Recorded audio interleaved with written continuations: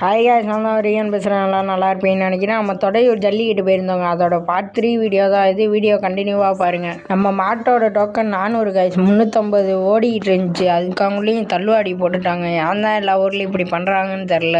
எல்லா ஊர் ஜல்லிக்கட்டையும் குறிப்பிட்டு சொல்லலை, ஒரு சில ஊரில் அது மாதிரி பண்ணுறாங்க. தள்ளுவாடி போட்டு மாடெலாம் ரொம்ப சிரமப்பட்டு நிறையா பேர்த்துக்கு அடி காயம்லாம் பட்டு அந்த மாட்டை அப்படி அடைச்சி, சில மாடை அடைச்சி சில மாடை அடைக்காமல் ஒரு சில பேர் பண்ணுறது தான் அந்த தள்ளுவாடி அப்படி ஆயிடுது. போதையில் ஏதாச்சும் பண்ணி விட்டு தள்ளுவாடி ஆக்கி விட்டு போயிடுறீங்க.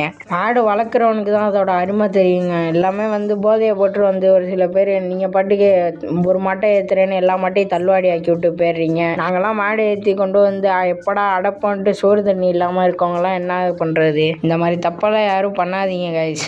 இவ்வளோ தூரம் ஏற்றிட்டு எப்போ அடைக்காமல் போகிறதுன்ட்டு நாங்களே எப்படியோ ஒரு படம் ஏற்றிட்டோம் கைஸ். அதுக்கப்புறம் முடிஞ்சாலும் ஒத்தவாடி வந்துட்டோம் கைஸ். அதுக்கப்புறம் டாக்டர் சர்டிஃபிகேட்டுக்கிட்ட நின்றுட்டு இருந்தோம். அதுக்கப்புறம் நம்ம மாட்டுக்கு மாலையெல்லாம் கட்டிட்டோம் கைஸ்.